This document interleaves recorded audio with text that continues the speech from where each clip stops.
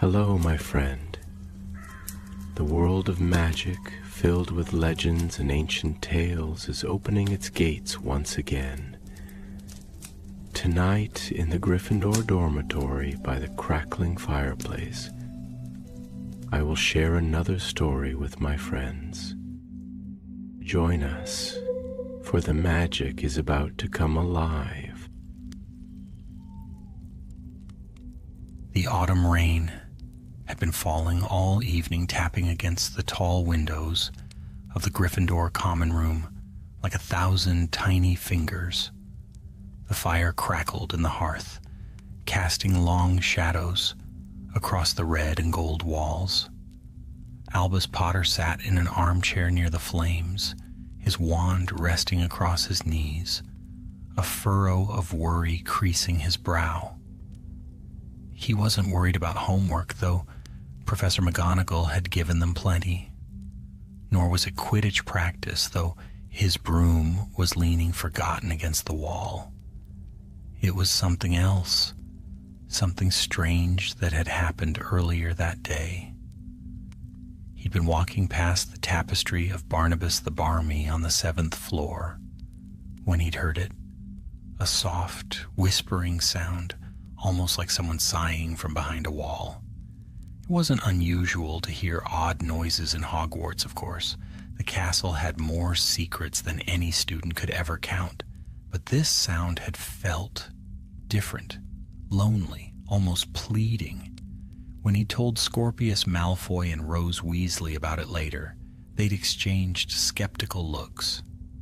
"A whispering wall?" Scorpius had said, pushing his pale hair back from his eyes.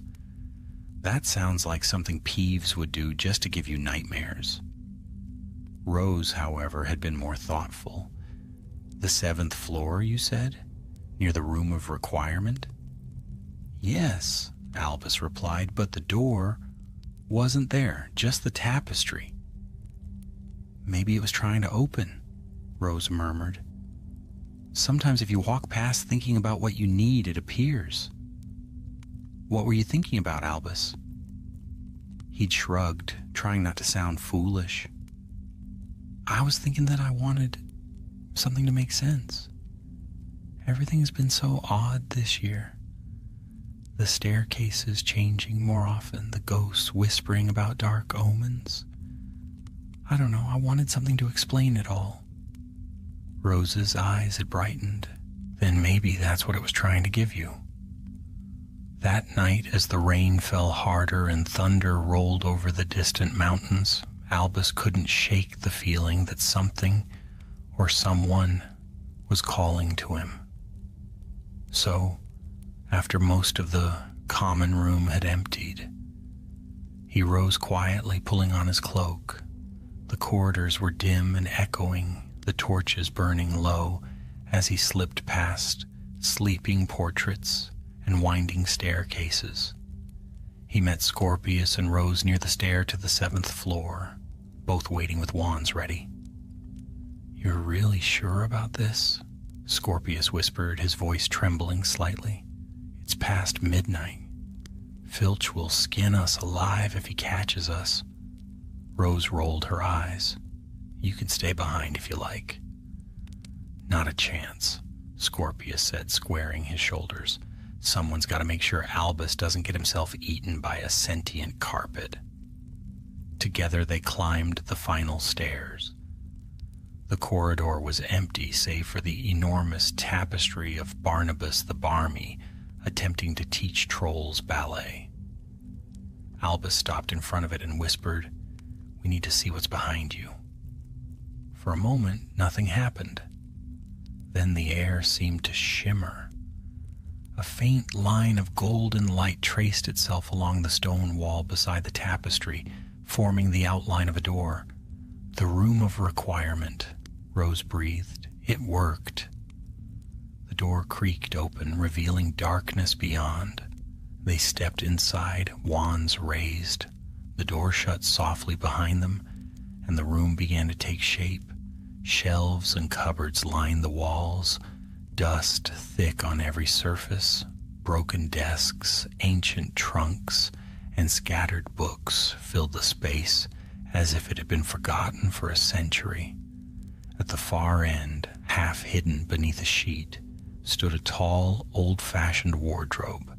Its wood was carved with strange runes, faintly glowing in the candlelight. Scorpius frowned. "Looks like something from a nightmare." Rose approached it cautiously, brushing the dust from its surface. "These carvings, they're protective sigils. Very old magic." Albus felt a chill run down his spine. "Do you think it's dangerous?" "Everything in this castle is dangerous," Rose replied quietly. "The question is, what is it protecting?" Before any of them could speak again, the wardrobe gave a faint tremor. The air around it grew colder, and a low hum filled the room, like wind moving through hollow stone. Scorpius stepped back. "It moved? Tell me you saw that." "I saw it," Albus said, his heart pounding. "Maybe it's enchanted like a vanishing cabinet." "Or cursed," Rose murmured. "Dumbledore used to keep things like this locked away, things that shouldn't be found." The hum deepened, vibrating through the floor.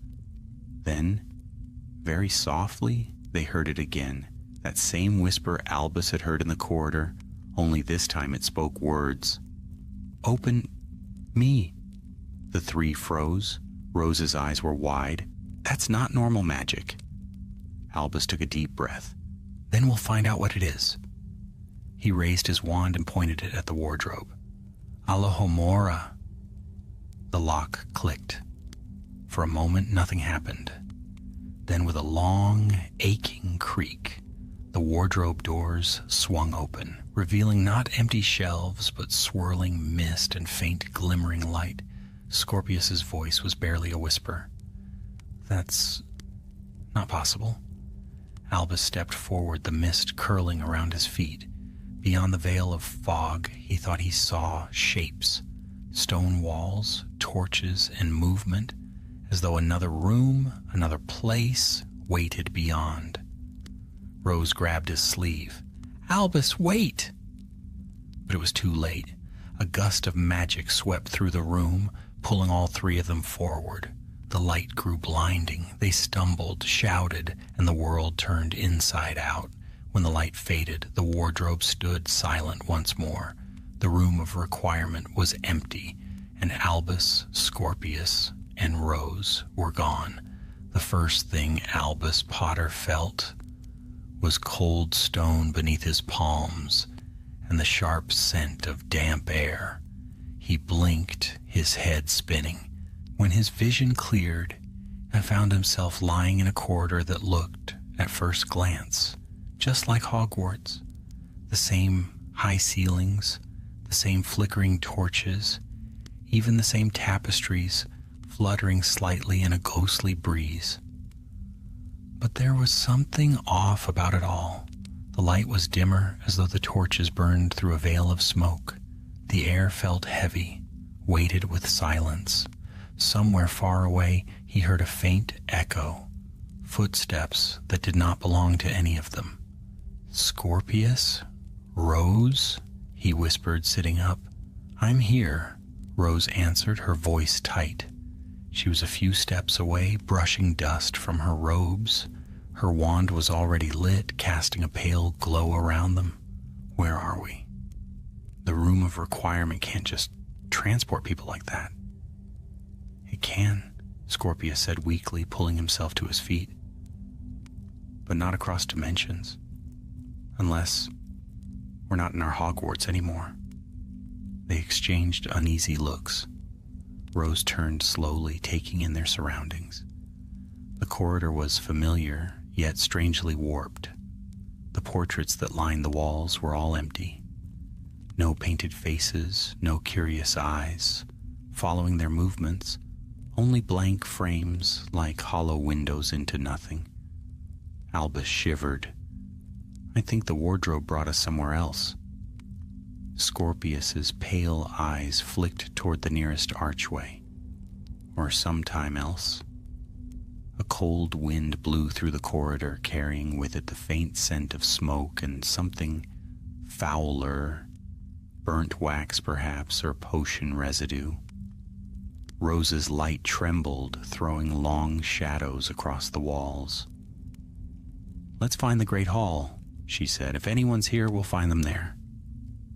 They moved cautiously, their footsteps echoing far too loudly. The castle's familiar staircases groaned and shifted, but the movement felt wrong, sluggish, tired, as if the magic itself was struggling to wake. The suits of armor they passed were coated in grime, their visors closed, and everywhere that eerie silence pressed in. When they reached the doors of the great hall, Albus hesitated. He pushed them open slowly. The sight that met them froze him in place. The long tables were still there, but they were empty, covered in dust. The banners of the 4 houses hung torn and faded, their colors dull. The enchanted ceiling above no longer showed the night sky, only swirling dark clouds lit by flashes of red lightning. "This isn't Hogwarts," Scorpius whispered. "It's a shadow of it." Rose stepped forward, her voice steady, though her face had gone pale. "A reflection. Maybe that wardrobe. It's like a magical mirror. It shows what could have been." Albus frowned. "What do you mean?" Before she could answer, a sound broke the silence. A door creaking open behind the staff table. All 3 turned, wands raised. A tall figure stepped out of the shadows. He wore black robes trimmed with silver, his face stern and pale beneath the flickering torchlight. For a heartbeat, Albus thought it was Professor Snape. But that was impossible. The man's eyes were a piercing green. "Who are you?" the man demanded, his voice low and commanding. "How did you get inside the castle without permission?" Rose opened her mouth to speak, but no sound came out. It was Albus who finally whispered, "We're students from Hogwarts." The man's expression darkened. "From Hogwarts? There is no other Hogwarts. This is the only one, the Dark Academy of the Supreme Lord. You will explain yourselves before the headmaster." Scorpius's mouth dropped open. "The what?" The man raised his wand. "No tricks." The trio had no choice but to follow. They were led through dim corridors until they reached the headmaster's office. The stone gargoyle that usually guarded it was shattered. Instead, 2 armored sentinels stood at the door, their spears glowing faintly blue. The man rapped on the door once, then opened it. "Headmaster," he said, "trespassers." The office looked eerily familiar. The curved shelves, the flickering candles, the faint ticking of magical instruments. But the man behind the desk made Albus's heart stop. It was his father, or at least it looked like him. Harry Potter sat in Dumbledore's old chair, but his expression was cold and sharp, his robes dark as night. A silver serpent emblem gleamed on his collar. His eyes, green as ever, held no warmth. "So, the mirror world," Harry said quietly. "Students, are you? Tell me, under whose authority do you enter my castle?" Rose took a step forward, her voice shaking. "We didn't mean to. We came through a wardrobe in the room of requirement. It must have brought us here by accident." For a moment, silence. Then a small smile touched the headmaster's lips. "The wardrobe of crossing," he murmured. "I wondered when it would open again." His gaze lifted to Albus. "And you, boy? What is your name?" "Albus Potter," he said softly. Something flickered in the man's eyes, amusement perhaps, or disbelief. "Is that so?" Scorpius glanced uneasily at his friend. Yes, sir, he's your..." Silence. The words struck the air like a spell.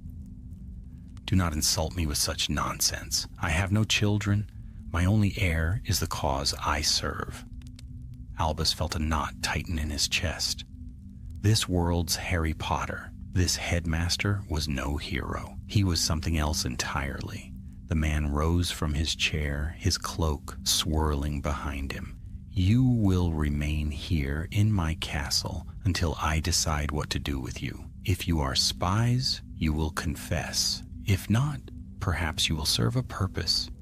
2 guards stepped forward. Their faces were hidden behind silver masks shaped like serpents. One of them seized Scorpius by the arm. "Let go of him," Albus shouted, but the guard only laughed. The headmaster waved his hand. "Take them to the lower cells. I will speak with them again when the moon rises." They were dragged away through twisting corridors, down cold staircases that led deep beneath the castle. The further they went, the stronger the dark magic grew, pressing against their skin like a storm. Finally, they were thrown into a cell. The heavy door slammed shut, echoing through the stone.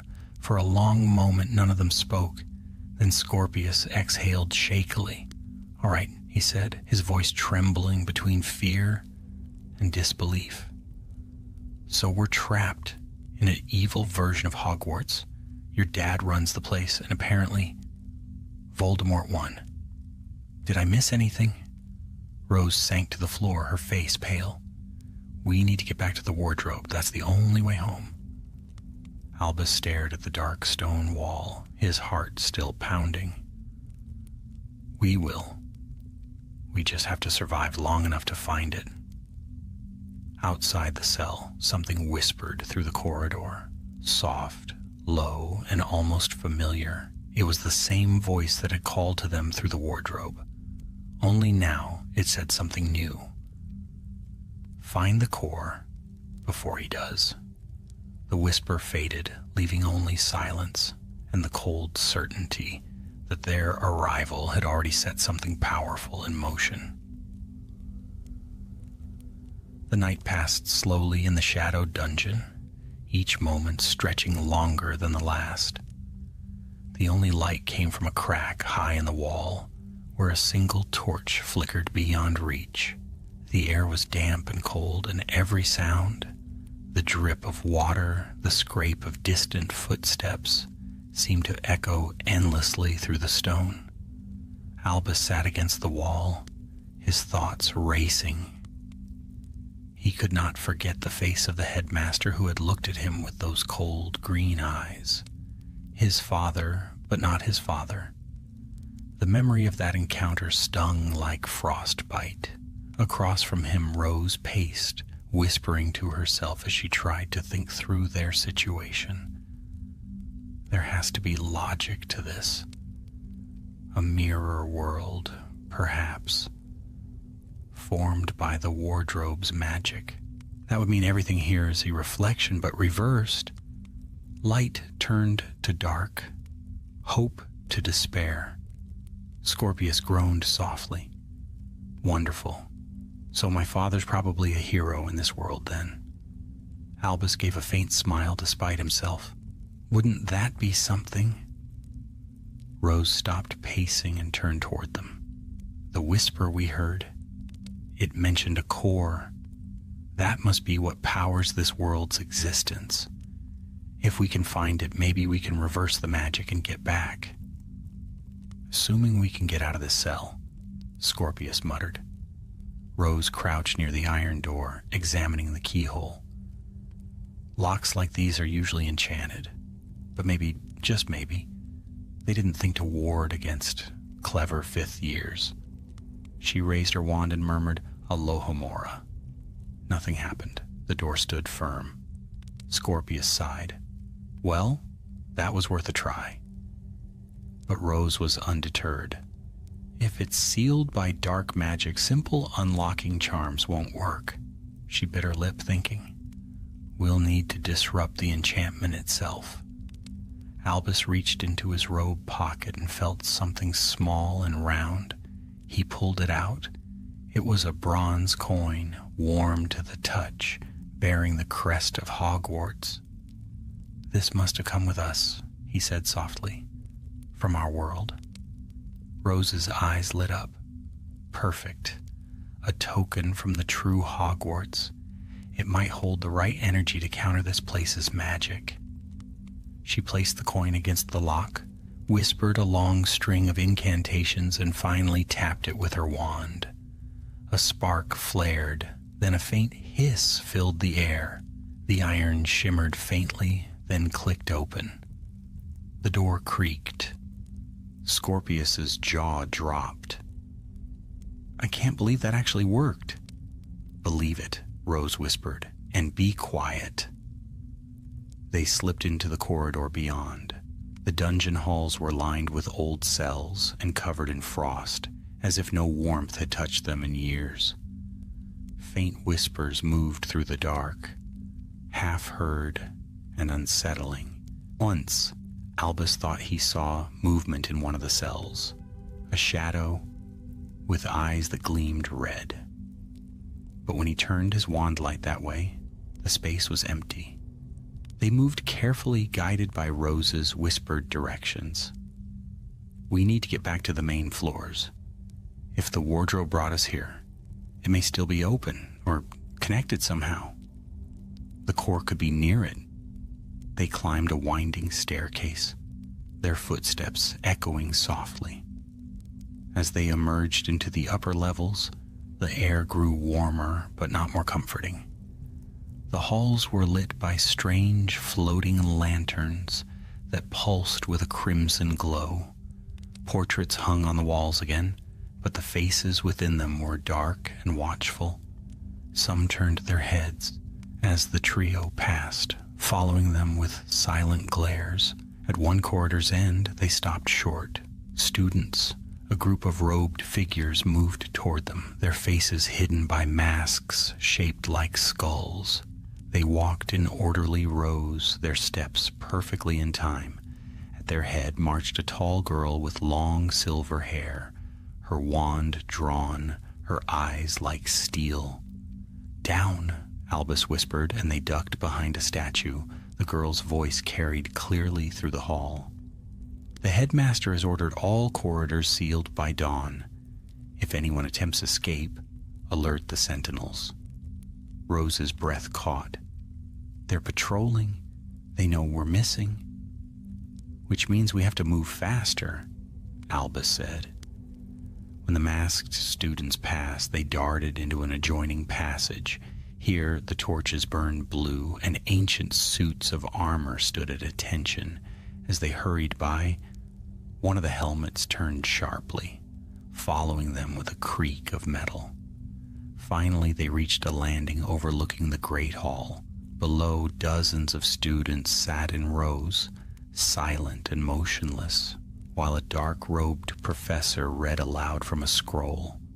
On the dais, the headmaster stood watching, his serpent emblem glinting in the torchlight. Rose's voice was barely audible. "This isn't a school, it's a fortress."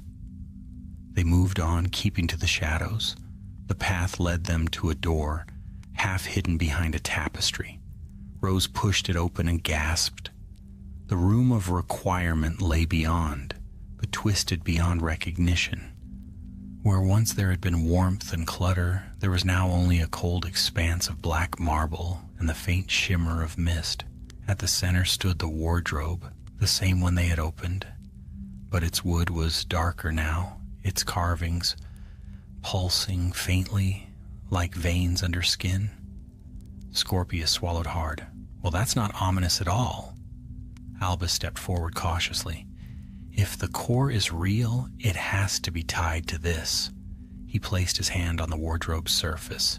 Instantly, a surge of energy shot through him. Visions flashed in his mind. He saw Hogwarts burning beneath storm clouds. He saw a figure in black, raising a wand, lightning flashing across his face. He saw the headmaster, his father's reflection, standing beside that dark figure, their eyes burning with the same ruthless purpose. Then just as suddenly the vision broke. Albus stumbled backward, gasping. Rose grabbed his arm. What did you see? He hesitated. A war? This world? It's built on what would have happened if Voldemort had won. My father must have joined him, or been changed somehow by it. Scorpius frowned. Then this core, it's what keeps that history alive? Maybe, Albus said, if we destroy it, the world might collapse, but we'd be free. Rose looked at the wardrobe again, her eyes filled with determination. Then we find a way to destroy it before the headmaster does. He clearly wants it for something. A faint sound echoed from behind them, boots on stone. The door slammed open. The silver-haired girl stood there, wand raised. I knew it, she hissed. You're the intruders. Before they could react, she shouted, Stupefy! A flash of red light filled the room. Albus ducked, returning fire. Expelliarmus! The spell struck her wand, sending it flying, but more footsteps thundered down the corridor. Go! Albus shouted. They ran, spells blazed behind them, streaks of red and gold lighting the air. Scorpius flung a charm over his shoulder, collapsing a part of the archway. They tore through the corridors, breath ragged, until they burst through a side door into the moonlit courtyard. The night sky above this Hogwarts was strange, filled with red stars and black clouds that seemed to move against the wind. The lake shone like liquid glass, reflecting none of the heavens. Rose pointed toward the distant towers. We can hide in the library. If we can find any record of the wardrobe or its core, we'll have a plan. Albus nodded, chest heaving. Then that's where we go. But as they turned to run, the ground beneath them trembled. A voice rolled across the courtyard, deep and commanding, echoing from the castle walls. Enough! The air shuddered. The torches flared. From the shadows of the entranceway, the headmaster emerged, robes billowing like smoke, eyes glowing faintly green. You've run long enough, he said softly. It's time you understood why you're here. And as he raised his wand, the world seemed to darken around them until even the stars themselves went out. The courtyard shuddered beneath their feet as the headmaster's voice filled the night. His presence seemed to bend the very air, the torches flaring brighter as if fearing to dim before him. Shadows twisted upon the walls, stretching like claws. Albus raised his wand, though his hands trembled. Scorpius and Rose stepped closer to him, forming a small, defiant circle. The headmaster watched them, a faint, almost sorrowful smile curving his lips. So, he said, his tone calm, almost kind. You've come from beyond the veil. I wondered when the wardrobe would awaken again. Tell me, what does the other world look like now? Does the Dark Lord still sleep? Albus's voice was steady, though his heart thundered. He's gone. Destroyed. Defeated by you. A flicker crossed the headmaster's face, gone as quickly as it came. Ah, he murmured, then I see. Another life, another history. He began to walk toward them, each step slow, deliberate. There are no victories without sacrifices, no peace without order. You call this world dark, but tell me, what is light without the balance of control? Rose took a step forward, fury in her eyes. You've turned Hogwarts into a prison. The headmaster stopped. His gaze softened, and for a heartbeat, he almost looked like the man Albus knew. A prison? He repeated quietly. No, my dear, a sanctuary. Here, magic is pure, unfettered by weakness, unspoiled by sentiment. Here we have peace. Peace built on fear isn't peace, Albus said. The man's eyes flashed. And fear built on freedom brings chaos. I know that lesson too well. He raised his wand, and the air rippled like water. In an instant, the trio's wands were torn from their hands, spinning through the air into his grasp. He examined them thoughtfully, then pocketed them with a cold smile. "You're not my enemies," he said. "At least not yet. You are visitors. Proof that the veil still trembles between our worlds. That means the core remains unstable." His eyes locked on Albus. "Tell me, boy, did it call to you? Did you hear it?" Albus hesitated. He thought of the whispering voice, of the strange visions in the wardrobe. He said nothing. The headmaster's smile faded. "You did?" He waved his wand. The ground split open beneath their feet, and shadowy tendrils coiled around their ankles, holding them fast. "You will tell me what it showed you," he said softly, "for the sake of both our worlds." "Never," Albus said through clenched teeth. The tendrils tightened. Rose struggled, gasping, but her eyes blazed with determination. "You don't understand what you're doing. If the core collapses, both worlds could fall." "I understand perfectly," he replied, "and that is why I must control it. To bind both realities under one rule, one order, no more uncertainty, no more pain." Scorpius strained against the shadows. "You sound just like Voldemort." For the first time, the headmaster's expression faltered, rage flashing in his eyes like lightning. "Do not speak that name in my presence," he hissed. "The Lord is not a tyrant. He is the architect of balance. I serve him, as all must." Then suddenly, a bright flare of light burst from behind him. A figure leapt from the shadows. A young woman, cloaked and hooded, her wand blazing with blue fire. She shouted an incantation, and the ground erupted with force, shattering the dark bindings around the trio. "Run!" she cried. They didn't hesitate. Albus grabbed Rose and Scorpius, pulling them toward the gate. The headmaster's shout followed them, echoing through the night, but the air was already filled with chaos. Spells collided in showers of light.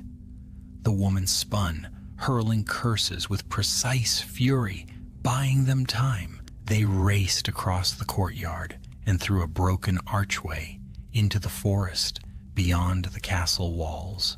Branches clawed at their robes as they plunged into the darkness. Behind them, distant lights flashed through the trees.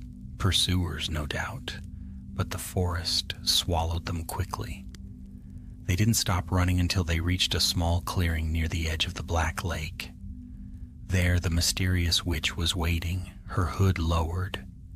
She was young, no older than 20, with sharp, intelligent eyes and hair the color of chestnut bark.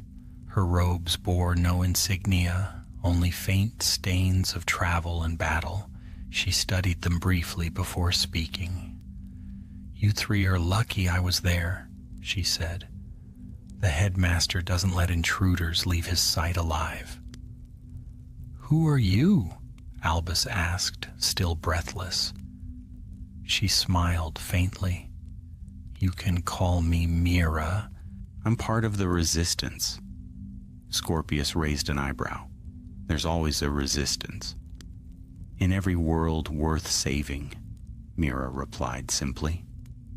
"And from what I just saw, you're from the other side of the wardrobe, aren't you? The real Hogwarts." Rose nodded. "We didn't mean to cross over. It was an accident." Mira's gaze softened. "Accidents are rarely accidents where magic that old is concerned."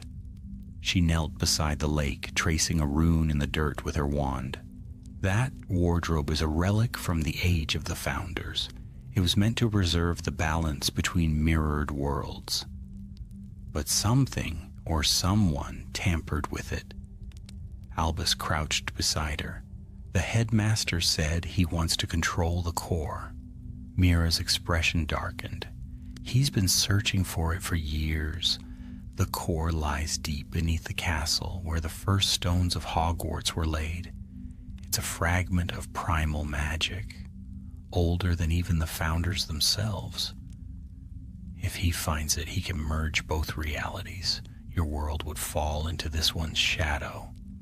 So we destroy it, Scorpius said. Mira shook her head. No, destroying it might erase both worlds. It must be sealed again, but only by someone the core recognizes as its rightful keeper. Rose frowned. And who would that be? Mira looked at Albus. The one it called. Albus froze. Me? You heard it, didn't you? Its voice? He nodded slowly. Then you're the key, she said. The core chose you to awaken it, and perhaps to mend what was broken. Scorpius groaned softly. Of course it did. Rose, however, looked thoughtful. If Albus is the key, then the headmaster will stop at nothing to find him. We can't stay here. No, Mira agreed. But there's a place we can go. The ruins of the old astronomy tower. The Resistance keeps a safe house there. From there, we can plan. They followed her along the edge of the lake. The moon, larger and redder than their own, hung above, casting the forest in eerie crimson light. Strange creatures moved in the shadows. Owls with glowing eyes, deer with antlers of crystal, and once, a shape that slithered silently beneath the water, vast and unseen. As they walked, Mira spoke softly. The headmaster was once a hero here. He fought against the darkness, but when he destroyed the Dark Lord, something within him changed. The curse of power, perhaps, or the temptation to rebuild the world in his own image. Now he serves the very thing he swore to destroy. Albus said nothing. He could not stop seeing that familiar face, twisted by ambition and sorrow. By dawn, they reached the ruined tower. Its stones were blackened and half collapsed, but inside burned a small fire. A handful of witches and wizards looked up as Mira entered, their eyes wary but kind. These are the ones, she said simply, the ones from the other side. The group murmured among themselves. One of them, an elderly wizard with a long gray beard, stepped forward. Then the time has come, he said gravely. The prophecy of the twin flames speaks true.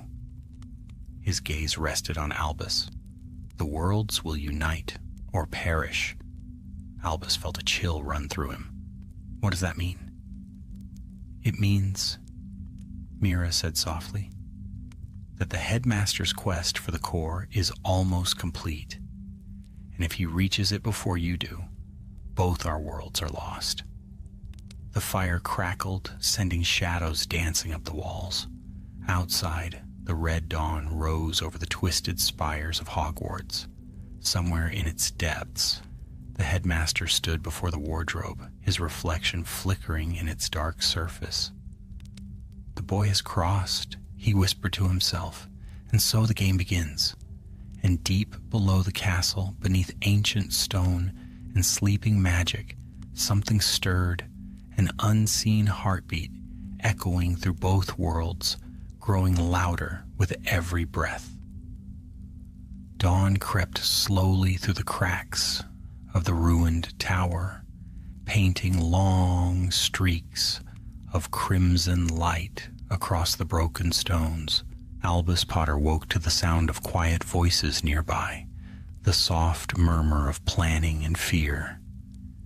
He blinked sleep from his eyes and sat up, his back stiff from the cold floor. The fire had burned low during the night, and the embers glowed faintly in the gloom. Around him, the members of the Resistance were stirring. Mira stood near the window, her silhouette framed against the pale sky. Beside her, the old wizard with the gray beard was poring over a map spread across a crate. When he saw Albus awake, he beckoned him closer.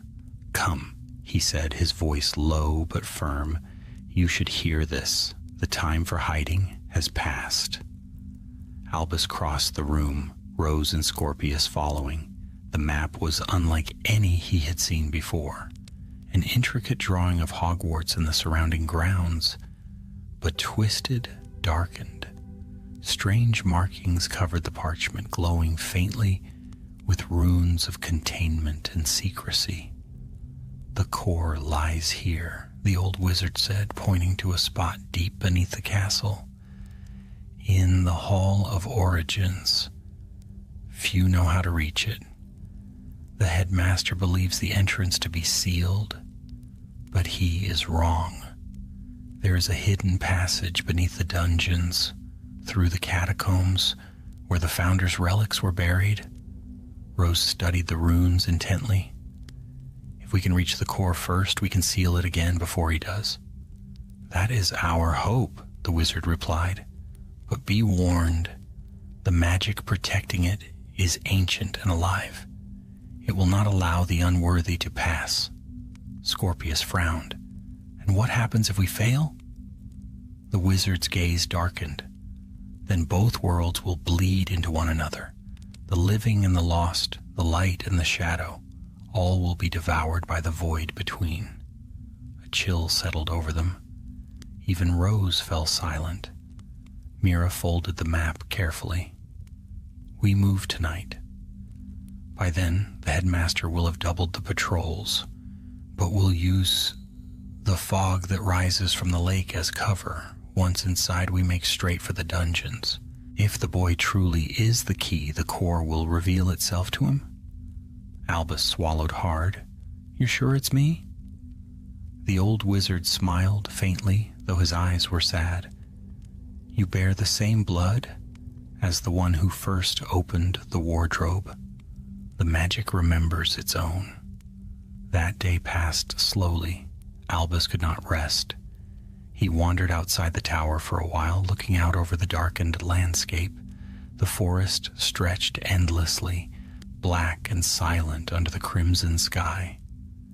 In the distance, Hogwarts rose like a fortress of shadow and flame. Even from here, he could feel its pull, the pulse of magic beneath its stones, the heartbeat of the core waiting below. Rose joined him after a while, her hair wind-tossed, and her expression grave. "You're thinking about him, aren't you?" she asked quietly. He nodded. "I can't help it. He's my father. Or, he's what my father could have become." "He's not your father," Rose said gently. "Whatever this world is, it's not yours. Don't let it trick you into thinking otherwise." "I know," Albus said, though he wasn't sure he believed it. "But when he looked at me, Rose, it wasn't all hatred. There was something else, like he recognized me." Rose's eyes softened. Maybe some part of him remembers who he used to be, or maybe he saw the boy he lost. The wind shifted then, carrying faint voices from the forest, whispers that rose and faded like sighs. Scorpius emerged from the tower, tightening his cloak. "They say this place used to be the astronomy tower," he said, "before it was destroyed. They say a great duel happened here. The headmaster and his friends turned on each other. Some say the stars themselves burned that night." Mira appeared behind him, her wand drawn. "Stories have power here. Be careful what you speak aloud. The castle listens." By the time dusk fell, the resistance was ready. Cloaks were drawn tight, wands checked, runes of concealment traced across skin and fabric. Mira led them down a hidden path that wound through the forest and across the lake's edge. The red moon hung low, its reflection rippling across the water like blood. As they approached the castle, fog began to rise, thick and swirling, muffling sound and blurring sight. From within the mist came faint glimmers of light, the watch lamps of patrolling sentinels. Mira motioned for silence. They moved like ghosts through the haze, slipping between shadows and columns, until they reached a small iron door half buried in the outer wall. "This is the way," Mira whispered. She touched her wand to the lock, murmuring a spell in an old tongue. The metal glowed, then melted away silently, revealing a narrow staircase spiraling downward into darkness. They descended one by one. The air grew colder with every step, heavy with the scent of earth and age. The walls were lined with carvings, symbols of the 4 houses, intertwined and distorted. At the bottom they entered a tunnel wide enough for 2 to walk abreast. Faint light emanated from crystals embedded in the ceiling, glowing with pale, sickly blue. Rose held up her wand, examining the walls. "These markings, they're wards against intrusion, but some have been broken." "By him," Mira said grimly. "He's been here before." The tunnel curved, leading deeper into the heart of the castle. Soon the air began to hum faintly, the same sound they had heard in the wardrobe's chamber, a low vibration that thrummed in their bones. Albus's scar tingled faintly, though no curse mark lay there. He could feel something calling to him. Finally, they reached a vast underground hall. Pillars of obsidian rose to a ceiling lost in darkness. At its center lay a circular pool of water, so still it looked like glass. Floating above it was a sphere of light, brilliant, pulsating, alive. "The core," Mira whispered, "by Merlin. It's awake." Albus stepped closer, transfixed. The light seemed to recognize him, pulsing brighter as he approached. He felt warmth spreading through him, memories not his own, voices whispering in a language older than magic itself.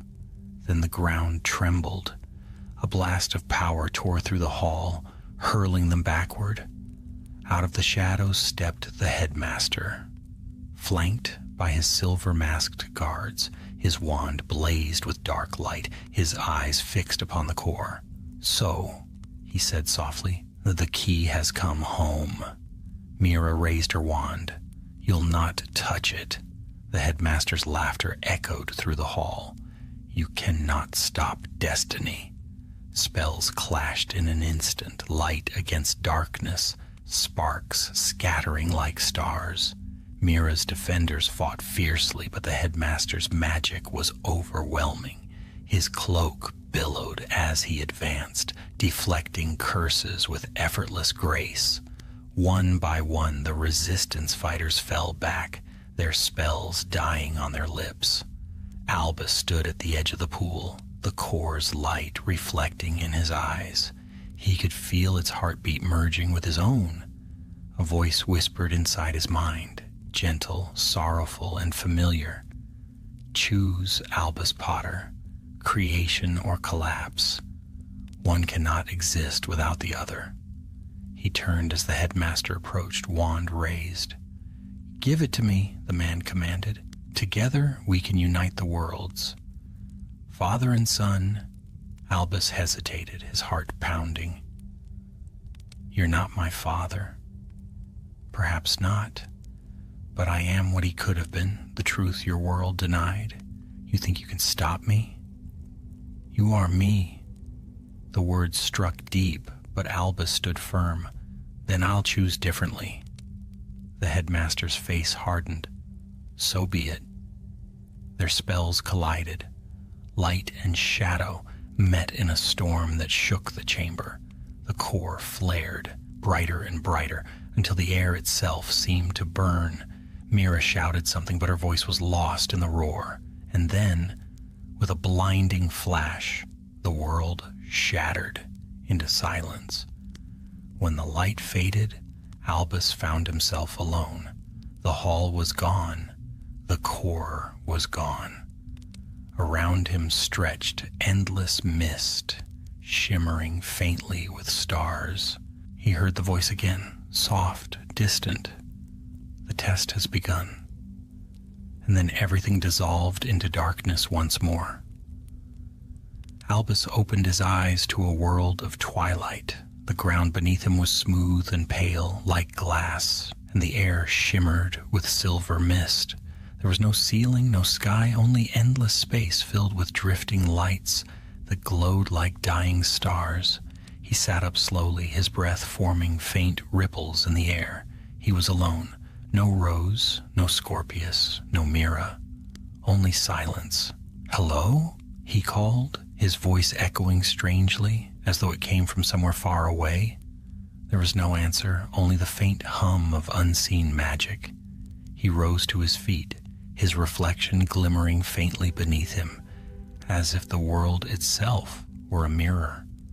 Then he saw movement, a figure standing in the distance, half shrouded by mist. Albus's heart quickened. He took a hesitant step forward. The figure did not move, but watched him approach. When the mist thinned, Albus froze. It was himself. Or rather, a version of himself, taller, older, his robes darker, his expression cold and resolute. The double's wand was already drawn, glowing faintly blue. "I've been waiting for you," the reflection said. Its voice was Albus's own, but edged with steel. "Where am I?" Albus demanded. "In between," the other answered. "The core has drawn you into its heart. It is testing you, as it once tested him." "Him?" The reflection smiled faintly. "The one you call father." Albus's breath caught. "You mean the headmaster?" The reflection nodded. "He stood here once, just as you do now. The core offered him balance, but he chose control. Now it offers you the same choice." "I don't want control," Albus said. "I just want to set things right." "Then you must prove it," said the reflection. "This realm shows not what you are, but what you could become." Before Albus could speak again, the ground beneath them rippled like water.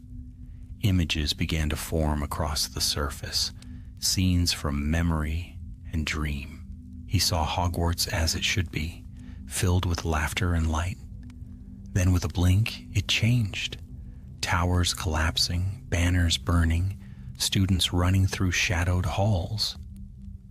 "The core feeds on what lies within you," said the reflection softly. "Your fears, your hopes, your anger. If you falter, it will devour your will, and he will claim it." A wind rose, carrying whispers that slithered through the mist. Faces appeared and vanished. Rose, Scorpius, Mira, all calling his name, their voices filled with despair. The reflection raised its wand, and the whispers turned into screams. "Show me your strength," it said. Albus barely had time to raise his wand before the first spell came. Blue light seared through the mist, striking the glass beneath his feet. He dove aside, countering instinctively. Sparks flew as their magic clashed, lightning bursting across the endless expanse. The reflection was fast, too fast. Each movement was precise, each spell a mirror of Albus's own. Every charm, every defense, every strike matched perfectly. It was like dueling a shadow that knew his every thought. "You can't win," said the reflection circling him. "You fight only what you fear, and what you fear most is yourself." Albus's chest burned with effort. "You're not real," the double smiled, "and yet I'm winning." With a flick of its wand, the reflection shattered the ground beneath them. Albus fell into darkness, tumbling through fragments of memory. The Gryffindor common room, his father's study, the room of requirement. Voices echoed around him. His father's stern tone, his own words of doubt. "You're not good enough. You'll never live up to him." He struck the ground hard, gasping. When he looked up, he was no longer in the mirror realm. He stood instead in the great hall, yet not the one he knew. The banners were tattered, the tables overturned. The air smelled of smoke and ash. At the far end, on the dais, stood the headmaster, the dark reflection of his father, wand raised. Behind him the core burned within a great crystal sphere, its light pulsing like a living heart. "Welcome," said the headmaster, his voice calm. "So you've reached the end of your trial." Albus stared at him. "This isn't real. The core is showing me this." "Reality," the man said softly, "is merely the story we choose to believe." He descended the dais slowly, his robes sweeping the floor. "You believe you can destroy the core. But what then? 2 worlds shattered, countless lives lost. Is that the legacy you seek?" Albus shook his head. "I want to save both." "Impossible. You can't hold 2 worlds together with good intentions." The headmaster stopped before him, eyes gleaming. "But you can rule them, unite them, as I try to do, as you were meant to do. I'll never become you." A faint smile. "You already are." And with that he raised his wand. The hall erupted in light. Albus fought back, but each spell he cast was reflected, twisted, and returned. The headmaster's power was immense, ancient, precise, terrible. "Why resist?" the man demanded. "The core chose you as it once chose me. You think that means destruction. It means destiny." Albus faltered as the force of a curse threw him to the floor. The headmaster approached, wand poised. "You cannot fight your own blood," he said softly. "Maybe not," Albus gasped, forcing himself to his knees. "But I can fight what you became." Then deep within him something stirred, a memory bright and pure. His mother's laughter, his father's voice, not the cold voice of this world, but the one filled with warmth and love. "You'll do great things, Albus, not because you have to, but because you choose to." Albus lifted his wand. His hand was steady. "I choose to end this." He drew upon the core's light, the magic that pulsed in his very bones, and let it flow through him. It burned like fire, but he held fast. The headmaster shouted, hurling curses, but they shattered against the brilliance now flooding the hall. Light consumed everything. The core pulsed once, twice, then burst, its shards scattering like falling stars. When the light dimmed, the headmaster was gone. The hall was empty, silent, still. Albus stood alone beneath the fading glow of the shattered core. His reflection appeared again, faint and transparent now. "You have chosen well," it said quietly, "but the path is not yet done. The core's light will fade unless sealed anew." "How?" Albus asked. The reflection smiled faintly. "You already know." Then it vanished, leaving only the whisper of its final words. "Find them. Together you must finish what was begun." The world trembled. The walls of the great hall dissolved, and Albus felt himself lifted, pulled upward through the mist once more. He closed his eyes, clutching the memory of the light, and whispered into the void, "Rose, Scorpius, hold on." And then, with a sound like a breath drawn by the universe itself, the darkness folded in, and he was gone. When Albus awoke, he was lying on cold stone once more, but this time he was not alone. The faint flicker of torchlight cast warm hues across the vaulted ceiling above him. His vision blurred, then sharpened, revealing Rose leaning over him, her curls wild, her face pale but alive with relief. "You're awake?" she breathed, her hand gripping his shoulder. "Think, Merlin." The headmaster's magic shook half the castle. "Whatever you did, it's changed something. The core's light has weakened, and so has he. But that means he'll be desperate." Albus looked around. The catacombs stretched endlessly, lined with ancient tombs and carved reliefs of long-forgotten witches and wizards. The air was thick with old magic, quiet and heavy like the breath of time itself. Faint veins of light ran through the stone, pulsing slowly as if the castle still lived. Rose helped him stand. You did something back there, didn't you? I could feel it, the core. It cracked. Albus nodded slowly. I saw him, the headmaster. He tried to convince me to join him, to merge the worlds. But the core gave me a choice. I destroyed his hold on it, but the magic isn't gone. It's bleeding out. Mira's expression hardened. Then it's dying. And if the core dies completely, both worlds will collapse into the void. Scorpius let out a low groan. Brilliant. We break it to stop him, and now we're all doomed anyway. Perfect symmetry. Rose shot him a look, but there was no humor in her eyes. So what do we do? Mira turned toward the far end of the tunnel, where a faint glow shimmered through the darkness. We finish it. The core can still be sealed. There's a spell, an ancient rite of restoration, but it requires balance. Two wielders of opposing magic, bound by trust, must unite their power to mend what's been torn. Two wielders, Albus repeated softly. Mira met his gaze. You and him, the headmaster? You share the same bloodline? The core recognizes that bond. Only together can you close the rift. Scorpius laughed weakly. You mean he has to team up with the evil version of his dad? That's your plan? It's not a plan, Mira said, her voice grim. It's the only path left.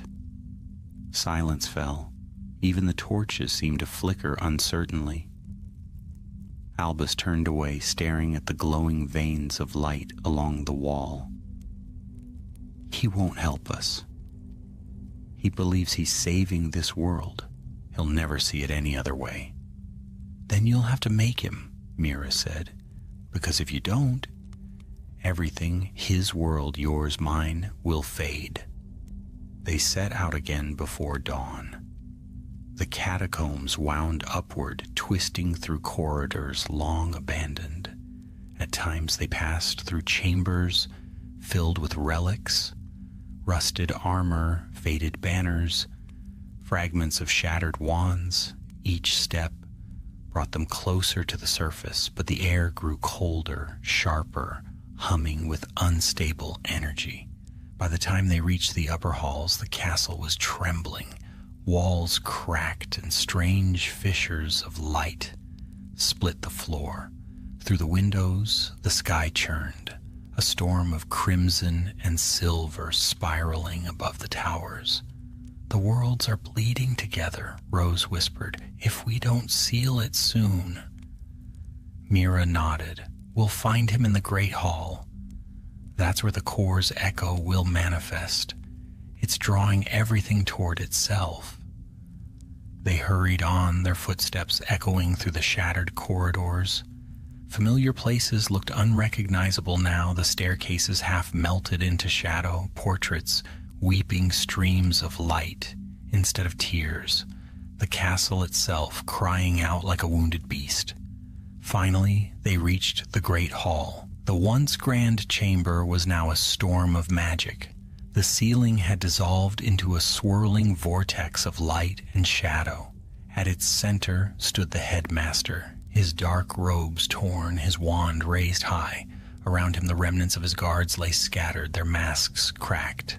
His face was pale, strained, but his eyes burned with fierce resolve. So, he said as they entered, his voice carrying above the thunder, you survived. Albus stepped forward, his wand trembling in his hand. It doesn't have to end this way. The headmaster's laugh was bitter. You still think there's mercy in this. There is none. The core is collapsing, and only my will can hold it. You're wrong, Albus said. Your will is what broke it. You're fighting the magic that once made you who you were. Something flickered in the man's eyes, a brief shadow of doubt gone in an instant. You think you understand me? You are a child of a world built on lies. I have seen what happens when power is denied its purpose. Chaos consumes all. Then stop it, Albus said, stepping closer. Help me seal it. Together. For a long moment the headmaster said nothing. The storm raged above. The floor cracked beneath them. The very walls shuddered with strain. Then slowly the man lowered his wand. You would join me? He asked. I would end this, Albus replied. A strange calm settled. The headmaster extended his hand. Then take it, and may you be strong enough to bear what comes. Their palms met. Instantly, light exploded from where they stood, two forces merging, twisting, clashing. The core's echo rose from the floor, a sphere of molten radiance, trembling between existence and ruin. Their magic joined it, forming a bridge of light that spanned the hall. Rose and Scorpius watched from the doorway, shielding their eyes. Mira whispered an incantation under her breath, her voice trembling as the ancient spell awoke. The headmaster's voice echoed through the storm. Focus! The core must be contained, not destroyed. Albus nodded, though his strength was waning. The energy burned through him, every nerve alight. Images flooded his mind. Two Hogwarts side by side, both collapsing, both crying out for balance. Then the core flared violently. The headmaster gasped, his grip tightening. It resists us, because it knows you still seek control. Albus shouted over the roar. Let go! I cannot! You must! Their light blazed brighter. The headmaster's face twisted in pain, then slowly softened. For the first time, true humanity flickered there. So much lost, he whispered. Perhaps you were right. He released his hold. The core shone white, pure, and blinding.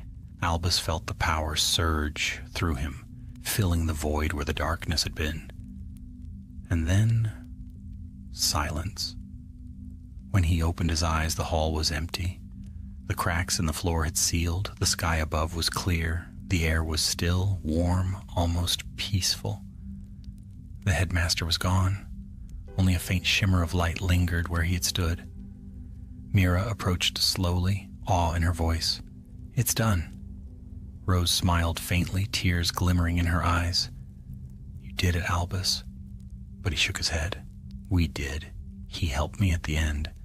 The core's sealed, but at a cost. Outside, the first true dawn broke across the horizon, a dawn not red, but gold. The light touched the towers, the lake, the forest. The two worlds were separating once more, returning to their rightful places.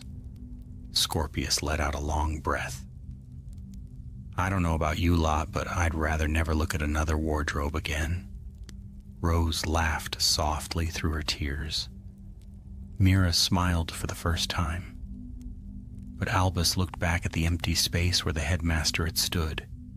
The echo of that man's final words still rang in his ears. Perhaps you were right. And as the morning light filled the ruins of the hall, Albus wondered whether some part of his father's shadow had finally found peace, or whether it lingered still, watching from the other side of the veil. The morning light poured through the broken arches of the great hall, washing over the cracked stones and torn banners, turning ruin into gold. Albus stood in the midst of it all, still trembling from the storm that had nearly torn two worlds apart. His wand hung limply at his side, its tip smoking faintly. Rose and Scorpius hovered near the doorway, their faces pale with awe and exhaustion. Mira knelt near the sealed core, her fingers brushing the faintly glowing circle on the floor. It's stable, she whispered at last. The magic is whole again. Albus sank to his knees, pressing a hand against the cool marble. It pulsed softly beneath his palm like the heartbeat of the castle itself. He could feel it, alive, breathing, peaceful. For the first time since they had opened the wardrobe, the air around them felt right. Rose approached carefully, Is it over? Mira looked up. For this world, yes, the core is at rest. The two realities are separating. Soon this Hogwarts will fade from your reach. You'll return to where you came from. Scorpius frowned. What about you? What happens to your Hogwarts? Mira smiled faintly, though there was sadness in her eyes. We'll rebuild. Without the headmaster's magic binding everything in fear, the castle will wake again. It will remember what it once was. A place of learning, of wonder. That's enough for us. She rose, brushing the dust from her cloak, and turned to Albus. You should be proud. Few could have faced the core and lived. Even fewer could have done what you did. Albus met her gaze. He helped me in the end, the headmaster. He let go. Yes, she said softly. Even the darkest reflections carry light within them. Perhaps through you he found his peace. Rose moved closer to Albus, touching his shoulder. Come on, she said gently. Let's go home before this place decides to swallow us again. He nodded, but before they could leave, the air began to shimmer. The wardrobe had appeared once more, tall and silent at the far end of the hall, its wooden surface glowing faintly. It looked alive somehow, its carvings gleaming like fresh gold. Mira gestured toward it. It knows your work is done. It's ready to send you back. Scorpius let out a nervous laugh. And here I was hoping we'd get to walk out the front door. You'd never find the front door, Mira said with a hint of amusement. The castle shifts now that its bond is broken. The wardrobe is your only path. Albus turned to her. Will we see you again? Perhaps, she said. When the worlds are balanced again, their borders soften. If ever you feel a whisper in the air, or see light flicker where none should be, know that the castle remembers you. She extended her hand, and Albus clasped it firmly. Thank you, he said. Mira's smile was small but genuine. No, Albus Potter, thank you. They stepped toward the wardrobe together. As they approached, the air grew warm, humming softly like the echo of a lullaby. The carvings along its doors glowed brighter, sigils of lions, serpents, badgers, and eagles intertwining, alive with power. Rose hesitated, glancing back at the fading hall. It's strange, she murmured. I almost feel sorry for this world. It's not lost, Mira said quietly. It's just beginning again. Albus looked at her one last time, then reached for the handle. The wood was warm under his fingers, as though it recognized him. He took a deep breath and pulled. Light poured out, golden, blinding, weightless. For a moment he felt as though he were falling and rising all at once, spinning through a storm of voices and memories, through two worlds unraveling and reweaving themselves into one perfect thread. And then silence. When he opened his eyes, he was standing back in the room of requirement. The fire was low, the air thick with dust. The wardrobe stood before them, quiet and still, its carvings dim once more. Scorpius stumbled out beside him, clutching his stomach. I think I left my soul somewhere between here and there.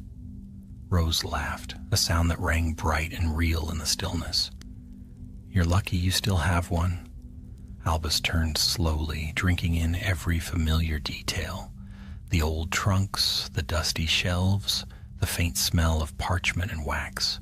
Everything was exactly as it had been, and yet not quite. There was a feeling in the air, a quiet hum that hadn't been there before. Rose touched his arm. Albus, look. He turned back to the wardrobe. The door was still open a crack, and from within came a faint glow, a single spark of light, pulsing gently before fading away. Then the door closed with a soft sigh, and the carvings faded into plain, quiet wood. Scorpius stepped forward, frowning. Should we, destroy it? Or at least lock it? I'm not in the mood for any more interdimensional adventures. Rose shook her head. No, it's asleep now. It won't open again unless it's needed. Needed by whom? Scorpius muttered. By whoever the core calls next, Albus said softly. They left the room of requirement in silence. The castle was peaceful again. The staircases moved lazily, portraits chatted in soft voices, and faint sunlight streamed through the high windows. It was as if Hogwarts had simply taken a deep breath after a long, dark dream. When they reached the corridor outside, Professor McGonagall was waiting. Her sharp eyes studied them over the rim of her spectacles. Mr. Potter, Mr. Malfoy, Miss Weasley, might I inquire as to why the three of you were not in your dormitories last night? Scorpius opened his mouth and closed it again. Rose looked at Albus helplessly. Albus swallowed. It's a long story, Professor. McGonagall's gaze lingered on each of them, her expression unreadable. At last she sighed. With you three it always is. Report to the hospital wing, then straight to your common rooms. And do try not to burn down the school before term ends. Yes, Professor, they chorused. As she turned away, Rose elbowed Albus gently. You think she knows? He smiled faintly. McGonagall always knows. They walked in silence for a while, the noise of morning rising around them, students laughing, owls hooting, the chatter of life returning to normal. And yet, as they crossed the courtyard, Albus found his gaze drawn upward. The sky above was a clear, deep blue, but just at the edge of the sight there shimmered a faint band of red, like a memory of dawn. Scorpius noticed too. You think it's over? Albus didn't answer right away. The whisper of wind through the trees sounded almost like a voice, faint, familiar. At last, he said quietly, I think it's sleeping, waiting. But Hogwarts, it'll always keep its secrets. Rose smiled, linking her arm through his. Then let's hope it keeps this one for a very long time. They made their way back through the sunlit courtyard, their laughter echoing softly through the arches. Behind them, high in the tower, a single window caught the morning light. For an instant, a faint shimmer crossed its glass, the ghost of another world reflected there, where a red dawn glowed eternal over a castle reborn, and far below, deep within the stones of Hogwarts, the sealed core pulsed once more, steady and calm, as if in quiet approval of the balance restored. The days that followed passed quietly, yet the stillness at Hogwarts carried a strange undercurrent, like the moment before rain falls on a summer afternoon. Albus, Rose, and Scorpius tried to return to their lessons, but the rhythm of the castle no longer felt the same. Every whisper of the wind down a corridor, every creak of a stair, every flicker of candlelight seemed charged with hidden meaning. Hogwarts had always been alive, its magic pulsing through every stone. But now that pulse was different, slower, deeper, older. Albus could feel it most keenly when he walked alone, tracing the paths he and his friends had taken before the wardrobe changed everything. He would find himself pausing in quiet corners, running his fingers along the cold walls, as if hoping for an answer. And sometimes, just sometimes, he thought he could hear a faint echo, a heartbeat beneath the stone. Rose, ever the scholar, threw herself into research. She spent long hours in the library, searching through volumes of magical history, trying to understand what they had awakened. Scorpius sat with her at first, pretending to read, but eventually gave up and started drawing diagrams of broomstick upgrades on the backs of old parchment. "You don't think it could open again, do you?" Scorpius asked one afternoon, leaning back in his chair. "The wardrobe, I mean. Maybe there's another version of us somewhere who's poking around the same way, about to do something equally stupid." Rose sighed, not looking up from her book. "If there is, then Merlin helped them." Albus smiled faintly, but his mind was elsewhere. His dreams had changed since their return. Each night he saw flashes of that other world, the red sky, the ruined towers, Mira's calm face fading into light. But there was something new now, too. A whisper, soft and persistent, just beyond understanding. Sometimes it sounded like his father's voice. "Balance is not won once, it must be kept." He didn't tell the others. It felt like something meant for him alone, though he didn't yet know what it meant. A week after their return, Professor McGonagall called them to her office. Her desk was stacked with letters, reports, and teacups that had long gone cold. She looked older than Albus remembered, tired yet strong as ever. "Sit down," she said, gesturing to the 3 chairs before her. "You've been quite the topic of discussion among the staff. Mysterious lights, unexplained magical surges, vanishing for a night and reappearing unharmed. There are questions." Scorpius raised a hand. "Would it help if we said we were working on an advanced transfiguration project that got slightly out of hand?" McGonagall's brow arched. "Slightly?" He coughed. "Moderately." Rose folded her hands neatly in her lap. "Professor, we can't really explain what happened, not in a way that would make sense, but we stopped something terrible. I think Hogwarts knows that, even if no one else does." The old witch's expression softened, though her tone remained sharp. "Hogwarts does indeed have a way of protecting those who protect it. Still, be mindful. Magic like that does not vanish. It waits." Albus met her eyes, and for a heartbeat, he thought she knew. Not the details, perhaps, but the weight of it. The wardrobe, the core, the other world. Her gaze lingered on him as if she could see the shadow still clinging to him. "Very well," she said at last. "You are excused. But do try to avoid, how shall I phrase it, cosmic disruptions of reality in the future." Scorpius grinned. "No promises, Professor." The faintest twitch of a smile tugged at her lips. "Off with you then."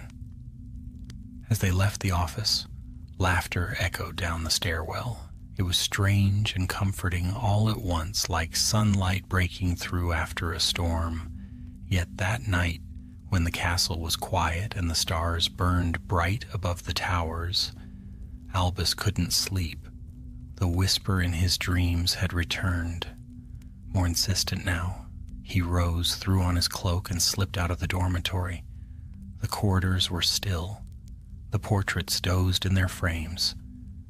The ghosts nowhere to be seen. His footsteps echoed softly as he climbed the familiar staircases, until at last he reached the 7th floor. The tapestry of Barnabas the Barmy hung in its usual place. He stopped before it, heart pounding. For a long moment, nothing happened. Then, just as before, the air shimmered. A faint outline traced itself on the stone wall beside the tapestry, forming the shape of a door. "No," Albus whispered. "You're supposed to be gone."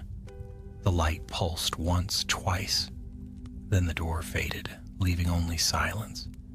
He stood there for a long time, staring at the empty wall. A shiver ran through him, not of fear, but of understanding. The wardrobe wasn't gone. It was sleeping. And just as Mira had said, Hogwarts remembered. Behind him, soft footsteps echoed. He turned to see Rose standing there, her expression gentle. "I thought I'd find you here. she said. He didn't bother to deny it. It's still here, he murmured, waiting. I know, she said, but that doesn't mean it's calling us. Not now. Then who? Rose looked past him toward the tapestry. Maybe someone else. Maybe no one for 100 years. But whatever comes, it'll know the way. Because of you. They stood in silence, listening to the quiet hum of magic that filled the hall. At last, she took his arm. Come on, let's go back. Tomorrow's the weekend, and I, for one, would like to spend it without saving the universe. Albus smiled, though his heart was heavy. Yeah, all right. They turned away together, but as they walked, the faintest sound drifted through the corridor, a soft, musical note, like the echo of a chime. Albus stopped, glancing back once more. The tapestry fluttered, though there was no wind. Somewhere deep within the castle, far below, the core pulsed once, a heartbeat answering his own. The next morning, the world seemed bright again. The great hall buzzed with chatter. Owls swooped overhead, dropping letters and parcels across the tables. It could have been any morning at Hogwarts, ordinary and safe. Scorpius leaned across the Gryffindor table, a pastry in each hand. So, no strange magical disasters yet. Think we're finally free of destiny? Rose smirked. Give it time. Albus laughed, the sound light and untroubled, for now. He looked up toward the enchanted ceiling, where clouds drifted lazily across a blue sky. In the highest towers, light glinted off the windows, like silver. And if one looked closely, closer than any ordinary eye could see, they might notice a faint shimmer there, the trace of a door hidden in the stone. Beyond it lay silence, and somewhere in that silence the echo of a world that had not been destroyed but reborn. A world where the red dawn had given way to a clear, golden day. And though Albus Potter did not yet know it, the core was not finished with him. Its magic was eternal, patient, watching, waiting for the time when balance would once again tremble and the wardrobe would open anew.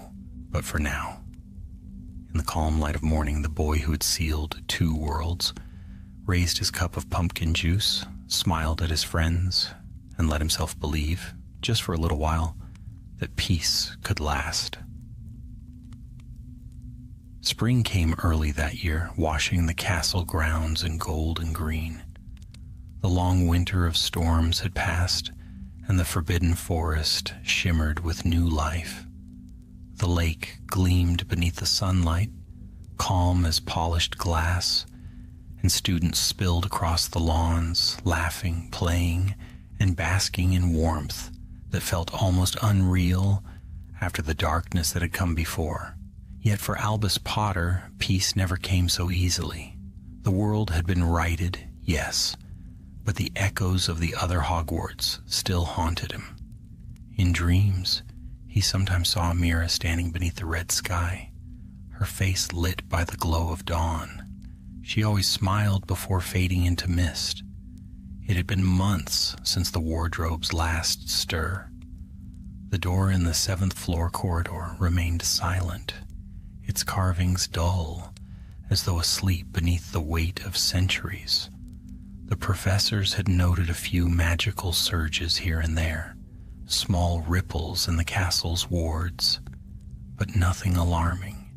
Hogwarts, it seemed, was once again content to keep its secrets, and yet Albus could feel it still, the quiet hum in the stone, the faint pulse beneath his feet when he walked the halls at night.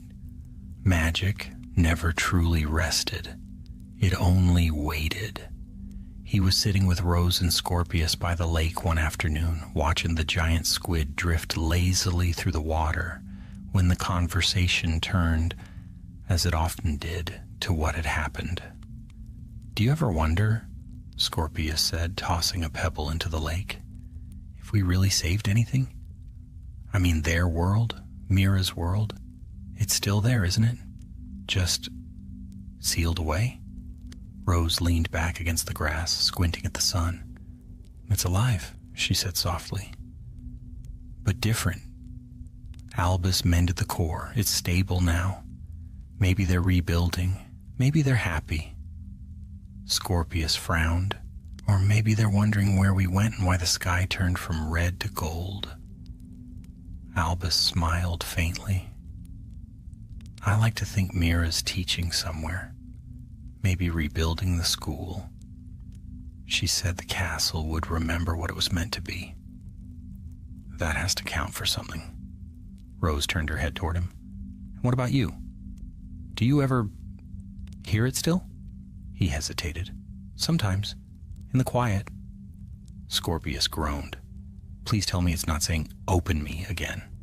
No, Albus said. It's more like a song.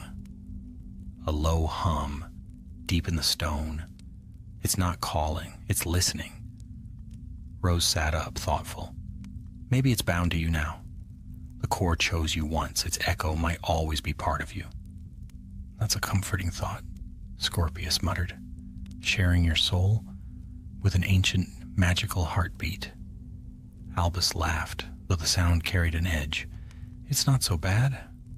Sometimes it feels right, like Hogwarts itself is awake, watching. The wind shifted, carrying the faint scent of spring blossoms from the greenhouses. For a moment, all three sat in silence, the sunlight warm on their faces, the world utterly still. Then the earth trembled, just slightly, barely more than a quiver. The lake rippled, birds scattered from the trees in a sudden burst of wings. Rose was on her feet at once. What was that? Scorpius's eyes darted to the castle. Please tell me that wasn't another interdimensional rift. Albus rose slowly. The vibration faded as quickly as it had come. Everything looked normal again. The air was calm. The water stilled, but the hum beneath the earth had changed. It beat faster now, sharper, like a warning. Without a word, he started walking toward the castle. Rose and Scorpius exchanged a look before following. They reached the 7th floor within minutes. The corridor was quiet. The tapestry of Barnabas the Barmy hung undisturbed. But when Albus drew near, his breath caught. The faint outline of the door was back, not glowing brightly, not open, but there, faint as the memory of light, traced upon the stone like the mark of an invisible hand. No, Rose whispered, it can't be. It's sealed. Scorpius swore under his breath. Well, apparently the castle didn't get the memo. Albus reached out, but the air around the wall rippled like disturbed water. He could feel warmth emanating from it, alive, pulsing in time with the castle's heartbeat. It's not opening, he said softly, just breathing. Rose stepped closer, her wand raised. Whatever it is, it's changing again. Maybe the core isn't as stable as we thought. Scorpius backed away. Or maybe something's trying to reach through. I vote we go tell McGonagall immediately before this turns into another near apocalypse. Albus shook his head slowly. No. If it was danger, we'd feel it. This is something else. It's familiar. He placed his palm flat against the stone. For a heartbeat, there was nothing. Then, faint and unmistakable, he heard a whisper. Albus. It was Mira's voice. His breath caught. She's alive. Rose's eyes widened. How can you know? She called my name. Scorpius groaned. Oh, brilliant. Voices again. Didn't this end with you nearly vaporizing yourself last time? But Albus hardly heard him. He stepped back, his heart racing. The wall had fallen silent once more, yet the warmth lingered. Mira's voice, faint as a sigh, echoed in his mind, The balance trembles again. That night, Albus couldn't sleep. He lay awake in his bed, listening to the wind rattle softly at the windows. Across the dormitory, Scorpius snored lightly, oblivious to the weight pressing on his friend's chest. He turned over, staring up at the canopy of his bed. Rose's words returned to him. The core chose you. Perhaps that choice wasn't a single moment. Perhaps it was a bond, unbroken by distance or time. If the worlds were tied, even slightly, what happened to one would echo in the other. The tremor, the whisper, it meant something had changed. At last he rose, pulling on his cloak and slipping out of the dormitory. The moon hung high above the towers, pale and watchful. The corridors were empty, save for the soft flicker of torchlight. He reached the 7th floor once more. This time the air was cold, still, and utterly silent. The wall looked just as before, smooth, blank, unremarkable. But when he whispered, "Show me," the faint outline glimmered again. The wardrobe's mark pulsed once, then faded, leaving only 3 words whispering through his mind, soft as wind through leaves. Not yet, but soon. He stood there for a long while, the moonlight pooling at his feet, the castle breathing quietly around him. Somewhere deep within the stones, the core pulsed again, steady, strong, eternal. At last, he smiled faintly. "All right," he whispered. "I'll be ready." He turned and walked away, the corridor fading back into stillness. Outside, the first light of dawn touched the horizon. The world was calm, beautiful, and whole, but far beyond that peace, in a realm between shadow and memory, the wardrobe stirred, its carvings glowing faintly once more. The magic of balance was not done with Albus Potter. It had merely paused, waiting for the moment when the veil between worlds would tremble again, and the call to adventure would return. For magic, true and ancient, never ends. It only sleeps, dreaming of the next name it will whisper. The summer term slipped by in a haze of sunlight and long evenings, but the sense of waiting never left Albus Potter. To everyone else, Hogwarts had returned to its usual rhythm. Students fretting about exams, owls sweeping across the dawn, the soft murmur of magic humming in every corridor. But for Albus, there was always that undercurrent, that faint, unending whisper beneath it all. It was the whisper of something vast, unseen, and patient. On most nights he could almost forget it. He would laugh with Rose and Scorpius in the common room, or study beneath the warm glow of floating candles. But then the wind would shift, carrying a note of sound that didn't belong, a half-heard tone, like the hum of the wardrobe's door. And he'd pause, his heart tightening. One late evening near the end of term, he found himself wandering alone again. The castle was quiet, the air warm with the scent of stone and summer rain. Moonlight spilled through the high windows, catching on dust motes that floated like tiny silver sparks. He walked without direction, his thoughts drifting, until he found himself before the entrance to the library. The great oak doors were ajar, and from within came a soft, rhythmic flicker, torchlight swaying as though stirred by a gentle breeze. He slipped inside. The library was nearly dark, save for a few lanterns that burned low along the aisles. Shadows hung thick between the shelves. He moved carefully, his footsteps muffled against the carpet. It was strange how peaceful it felt, like walking through the dreams of the castle itself. Then, near the back, he saw her. Rose sat at a long table, books piled high around her. Her wand glowed faintly, illuminating the page before her. She didn't look up when he approached. "You're not sleeping again," he he said softly. She smiled without surprise. Neither are you. He sat across from her, glancing at the open book. Its pages were filled with diagrams of ancient sigils, the same kind that had covered the wardrobe. Still studying? He asked. I'm not sure I could stop if I tried, she said. There's something fascinating about it. These runes, they're older than Hogwarts itself. Some of them even match carvings found in other magical schools around the world. Albus frowned. You think there are more wardrobes? Rose hesitated. Not exactly, but I think the wardrobe was part of something larger. An older magic that connects places or even times. Hogwarts was just one point in that web.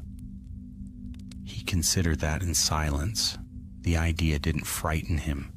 It felt almost right, as if the wardrobe had never truly been about one world, but about all magic that bridged between them. Rose looked up then, her eyes thoughtful. Do you think you'd go back, if it opened again? He didn't answer immediately. He thought of Mira, of the red dawn fading into gold. He thought of the headmaster's face in that final moment. Not cruel, not broken, but strangely at peace. I don't know, he said at last. If it called me, maybe. But part of me feels like I'm still there, somehow. Like a thread that hasn't been cut. Rose nodded slowly. Maybe that's what balance means. Not separation, but connection. Before Albus could reply, a soft rustle moved through the shelves.